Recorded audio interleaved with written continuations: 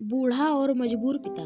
एक गांव में एक आदमी रहता था जो बहुत बूढ़ा हो चुका था, जिस वजह से उसे कम दिखाई देता था और बहुत कमजोर हो गया था। इसलिए अपनी बची कुची जिंदगी अपने बेटे के साथ बिता सके, इसलिए शहर में रह रहे उसके बेटे के घर रहने चला गया। बेटा एक शहर के छोटे मकान में रहता था। मकान तो उसका छोटा था, लेकिन उसके अंदर जो चीजें वे महंगी थी। उस मकान में बेटा, उसकी पत्नी और उनका 5 साल का बच्चा, यह छोटा सा परिवार साथ मिलकर रहता था। बूढ़े पिता के आने से उनके परिवार का एक सदस्य और बढ़ गया। यह पूरा परिवार रोज सुबह शाम डाइनिंग टेबल पर साथ में खाना खाया करता।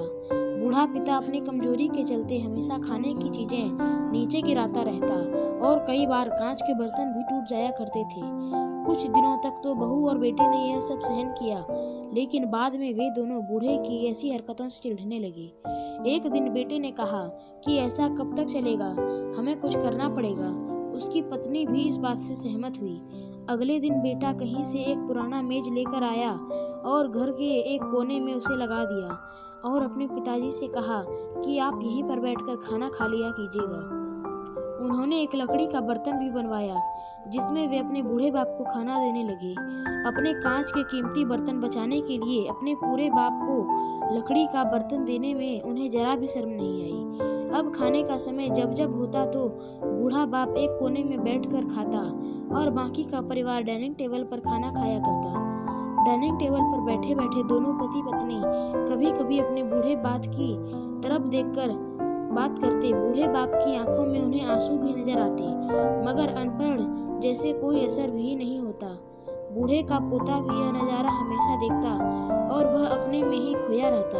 एक दिन जब पति पत्नी डाइनिंग टेबल पर बैठकर खाना खा रहे थे, तब उनका बच्चा जमीन पर बैठकर कुछ कर रहा था। उन दोनों ने बच्चे के हाथ में लकड़ी का टुकड़ा देखा, लेकिन उन्हें कुछ समझ में नहीं आया कि बच्चा लकड़ी के टुकड़े के साथ क्या कर रहा है। जब बच्चे के पिता ने उससे पूछा कि बेटा आओ खाना खा लो, तुम नीचे बैठकर क्या कर रहे हो, तब बच्चे ने भोलेपन से कहा, अरे मम्मी पापा, मैं आप दोनों के लिए लकड़ी का बर्तन बना रहा हूँ ताकि आप लोगों को जब आप बूढ़े हो जाओ तो दिन में खाना दे सकूं।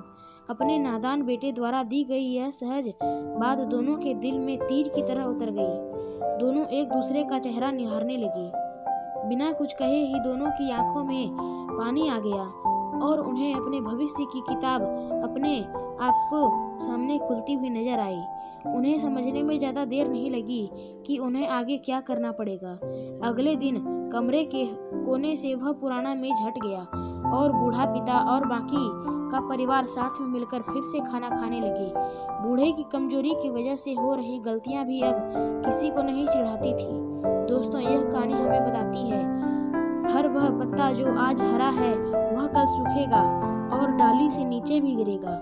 इसलिए हमें अपने बूढ़ों का हमेशा ख्याल रखना चाहिए और हमें हमारे माता पिता और बुजुर्गों के साथ वैसा ही व्यवहार करना चाहिए जैसा हम चाहते हैं कि हमारे बूढ़े होने के बाद हमारे बच्चे हमारे साथ करें।